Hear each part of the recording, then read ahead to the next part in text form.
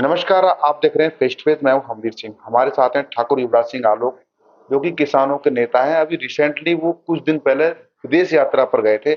उनसे जानेंगे उन्होंने भारत के किसानों के लिए, भारत के मजदूरों के लिए, भारत के युवाओं के लिए वहां जाकर कैसा अनुभव महसूस किया, और वो क्या कुछ मतलब क्या डिफरेंट उनको लगा कि यहाँ के युवाओं के लिए, बेरोजगारों के लिए, किसानों के लिए वहां जाने से क्या बेनिफिट हुआ। देखिए, सर्वोपरि इस ब्रह्मांड में भारत देश का तो मुकाबला है नहीं। कहीं भी आप घूम के चले जाएं, लेकिन अपनी मातृभूमि, जन्मभूमि, कर्मभूमि और भारतवर्ष को जीता जाता एक, ये समझ लीजिए कि कोई जमीन का टुकड़ा नहीं है। ये तो भारत माता का ऐसा पवित्र मंदिर है कि सारी चीजें आपको यहाँ देखने में वो मिलेंगी।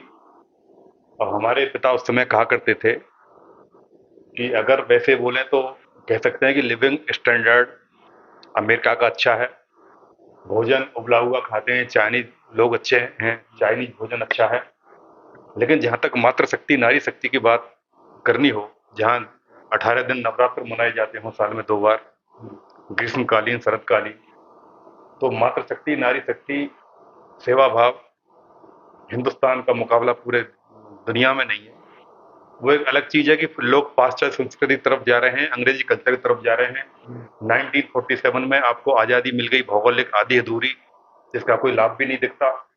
लेकिन आपको मानसिक आजादी नहीं मिली, आपको शारीरिक आजादी नहीं मिली, आपको भोजन की आजादी नहीं मिली, आपको भाषा की आजादी नहीं मिली, आपको पहनावे की आजादी नहीं मिली। हमारे पिता कहा करते थे इस बात को, और ये सत्य है।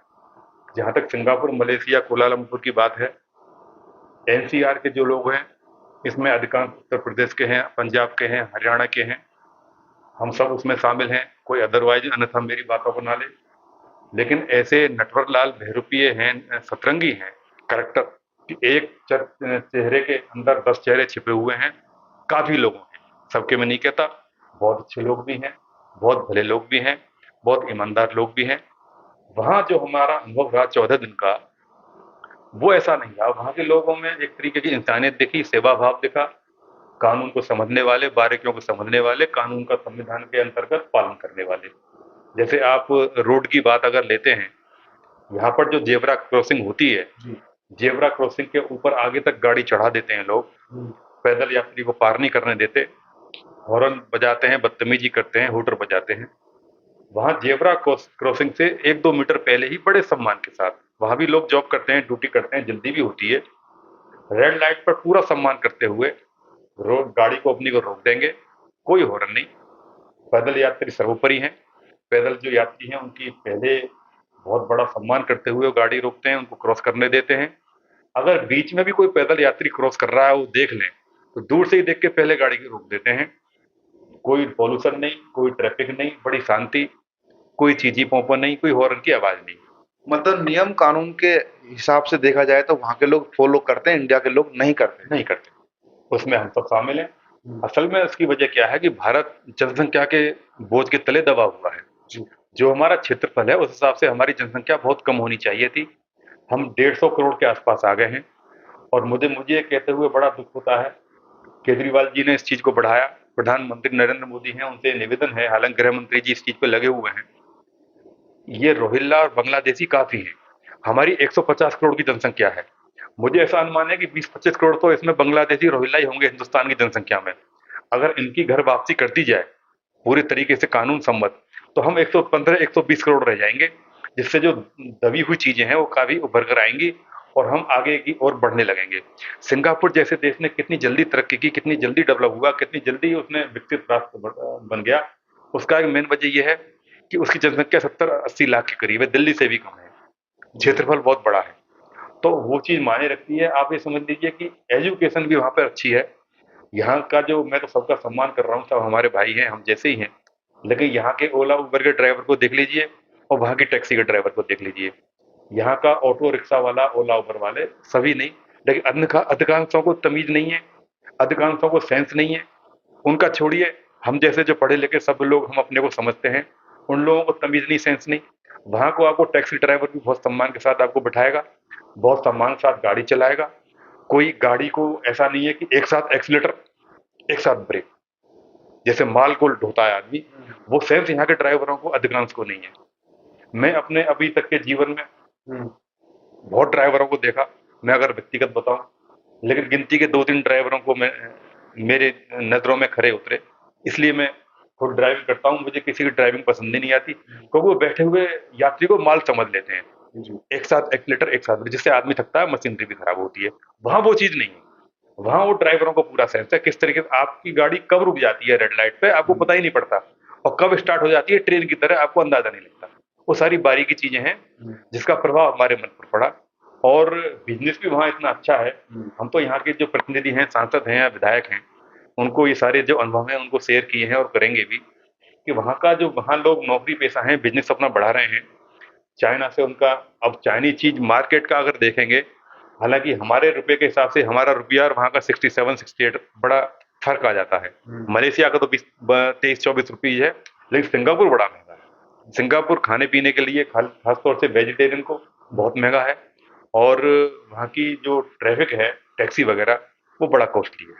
होटल बड़े कॉस्टली हैं यहाँ के जी। मुताबिक। ये बड़ा फ़र्क है। जी। तो सर कुल मिला के अगर तुलना की जाए तो यहाँ पर सबसे बड़ी जो समस्या आ रही है वो जनसंख्या की आ रही है, जो कि इस पर देश में कोई भी बड़ा नेता ध्यान नहीं दे रहा है। और दूसरा जो धर्मांतरण जो हो रहा है और कुछ लोग बाहर से आ रहे हैं, इसका भी इफेक्ट आप मानते हैं? बिल्कुल, बिल्कुल, बिल्कुल। इसका बहुत बड़ा इफ़ेक्ट है, क्योंकि यहाँ पर आके लोग बस जाते हैं। आप देखिए सेक्टर 62, सेक्टर 63 के जो मेट्रो स्टेशन है, इधर के देख लीजिए, वहाँ आस-पास जो झुग्गियों में बैठे हुए हैं, कोई मेरी बात अदरवाइज़ नहीं ले, क्योंकि हिंदुओं के लिए बोलने वाला सांप्रदायिक बना देते हैं, और जो मुस्लिमों के लिए, मोमडनों के लिए बोलता है, उसे सांप्रदायिक से अलग कर देते हैं। लेकिन ये बात कांग्रेस के जमाने में राजीव गांधी और इंदिरा गांधी ने महसूस बहुत पहले कर ली थी कि जनसंख्या के विस्फोट होने से क्या खतरा बनेगा देश में, क्या समस्याएं आएंगी।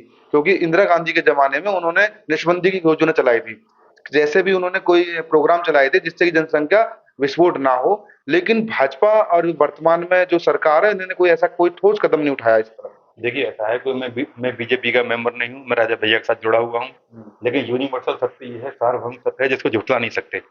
और कोई इस पर बात करना चाहे तो बात कर सकता है, और उसको, देखिए, हमारा जो धर्म है, शास्त्र पद्धति बहस करने की हमारे अनुमति देती है। तो एक सच्चाई ये है कि जब कांग्रेस की सरकार रही, एयरपोर्ट पर जो भी सामान जाता था, एयरपोर्ट पर कांग्रेस के लोग सीधा सूटकेस के सहित सीधा फ्लैट में बैठते थे, सीधी गाड़ी उनकी फ्लैट में जाके रुकती थी, और उनकी कोई चेकिंग नहीं होती थी। ये एक सत्य है।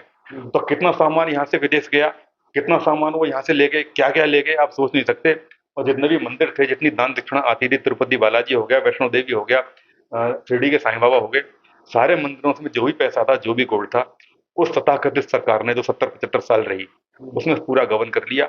हम लोग ये सोचते थे कि इन्होंने 10-20 पीढ़ियों का हिसाब किताब कर लिया है, इन्होंने सैकड़ों पीढ़ियों का हिसाब किताब कर लिया है, जो स्विस बैंक में जमा है।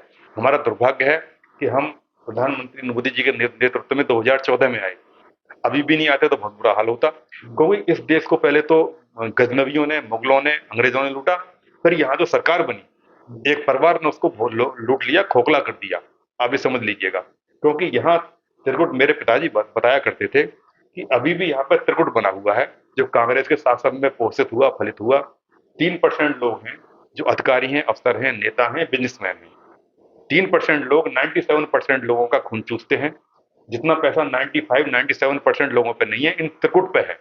हाई लेवल का अफसर, हाई अधिकारी, हाई लेवल का नेता, और हाई लेवल का कारोबारी बिजनेसमैन। ये तीनों पे ऐसा इकट्ठा हुआ धन पड़ा हुआ है, जो 95% आदमी स्ट्रगल कर रहा है, संघर्ष कर रहा है, लेकिन ये लोग अपना आनंद ले रहे हैं। ये पोषित किए कांग्रेस सरकार ने, जो अभी तक प्रधानमंत्री को थोड़ा टाइम लगेगा, एक बार 5 साल का मौका मेरे ख्याल से और देना चाहिए, मेरा ये व्यक्तिगत आग्रह है, जिससे सारे हालात सुधरें।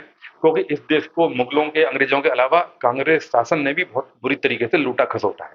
तो लास्ट में आप क्या मैसेज देना चाहेंगे, क्या सुझाव देना चाहेंगे, क्या अपील करना चाहेंगे देशवासियों से?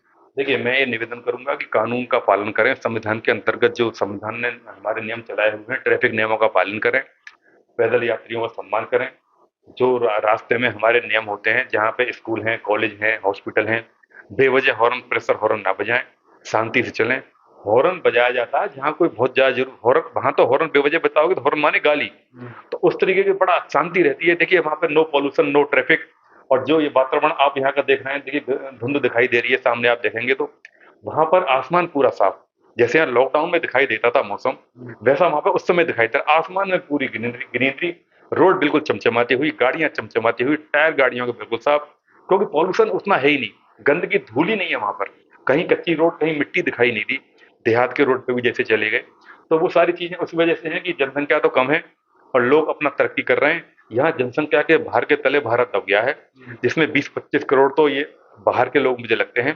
तो पहले तो मुझे प्रधानमंत्री जी से निवेदन है कि इनकी सफाई की जाए, और लोगों से निवेदन है कि आप बॉर्डर पर जाकर नहीं लड़ सकते, बॉर्डर पर जाकर आप गोली बंदूक नहीं चला सकते। आपका संवैधानिक कर्तव्य अपने यहाँ से भी है, जो आप ड्यूटी करते हैं भारत भारत का जिम्मेदार नागरिक होने के नाते, उन ड्यूटियों को आप करेंगे तो आप भारत के प्रति बहुत बड़ी सेवा का अपना दायित्व निभा देंगे। जी, धन्यवाद हमसे बात करने के लिए। धन्यवाद।